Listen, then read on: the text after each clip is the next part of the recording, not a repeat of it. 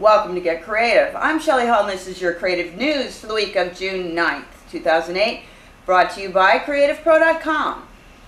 This week's edition is sponsored by iStock Photo, the world's preeminent collection of member-generated royalty-free images at the world's best prices.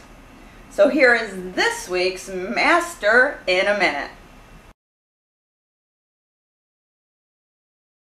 In this week's Master in a Minute, we're going to learn how to manipulate drop shadows right on the screen in Photoshop without actually having to move through all the numbers in the effects panel. So right here you can see in my layers, if I open up this drop shadow effect, you can see you've got your numbers in here for distance, spread, and size. Now as I move my mouse onto the screen, the icon will change.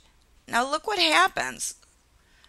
I can manipulate the distance and the angle of the drop shadow just by dragging with a cursor. So that is one more way to work with drop shadows in Photoshop, and you've just mastered it in a minute. So we continue this week with even more software announcements. Adobe Acrobat 9 is now available to download as a public beta application. This is very exciting news. I've always loved the markup and review tools that are available within Acrobat, and I have quite often envisioned a future of native Acrobat online collaboration tools for proofing and design revisions. And with one of the new features, synchronized document views, this vision has now become a reality. In addition to the announcement of Acrobat 9, Adobe rolled out Acrobat.com, another product with Adobe Air technology similar to Photoshop Express. Acrobat.com has a suite of online capabilities, including document and desktop sharing and collaboration, and annotation and commenting capabilities for video reviews. Very, very cool. Acrobat.com also incorporates Buzzword, an online document creation application. Great stuff. So to find out more about Acrobat.9, Buzzword, and Acrobat.com, head to right here at Creative Pro. CreativePro.com/article. All Acrobat news, one place. That's all Acrobat-news-one-place.